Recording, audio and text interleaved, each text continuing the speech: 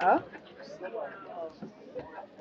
Guys, before I go on to the video, because I'm going to introduce a video, let me tell you a little bit more about me that you didn't know.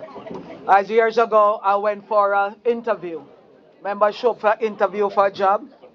And in Jamaica in high school, they teach you that when you're going for interview, you must dress in a skirt suit and a pumps. Pumps can higher than 1 inch. Watch me put on my stocking in my skirt suit and things, show up for the interview to Air Jamaica. That was the Jamaican airline. Air Jamaica for a job as a machinist. I walk in the room, and I walk in the room. Let me tell you something. The room went dead quiet, and I asked them what happened. If I thought I was in the wrong room. And the man said to me, "No, you are Mr. Shirley Martin." I said, "No, I said, this is Miss Shirley Martin."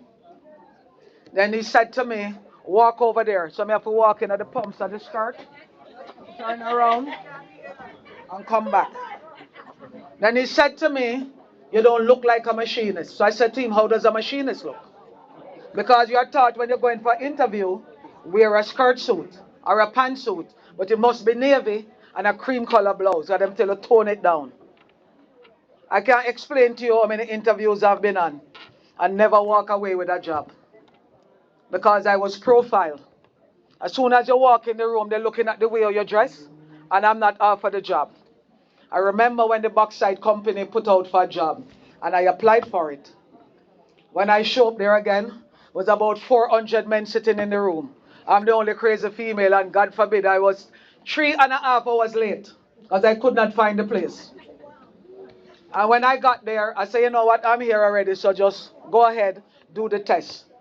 I did the test and I passed it. So they call us in now to do the practical.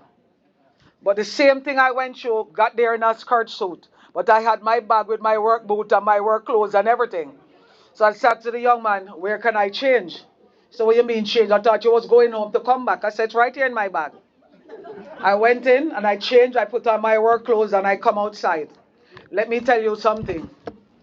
There were, I think the whole 2,000 workers working at that backside company was standing there watching me because they have never seen a woman operate a machine yet. But the boss said to me, "Are you nervous?" I said, "As long as them stay over there and them don't come too close, I'm good. They can stay over there and watch." And I started up the machine. I remember one half Chinese guy come out and say, "This lady is a damn machinist. So she angle herself. Just look how she sharp with the tool. Look at how she's working. Give her the job." But I'm looking at the other 400 men who are sitting there, you know. But you know what beat the men to it? Like I tell you, we smarter than you every time.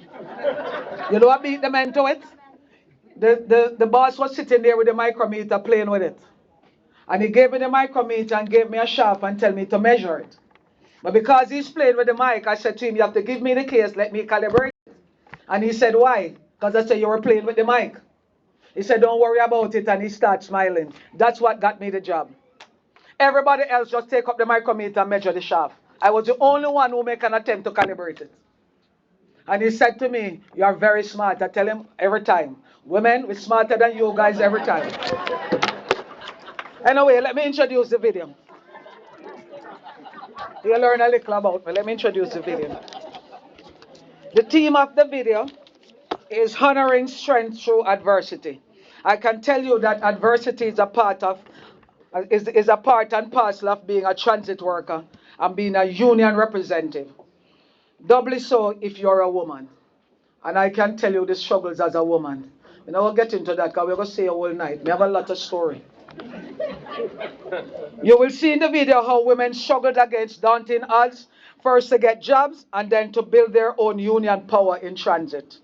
A handful of women worked as ticket agents. The operator and maintainer job were close to us.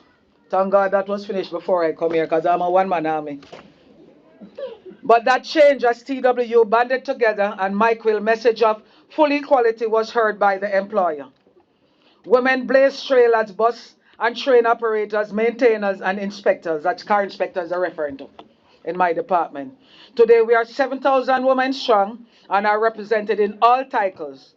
Women have made great advances in this union as well, and I and others have been elected to high position representing our brothers and sisters. More gains are being made for women with each contract. Enjoy this video and share our gains.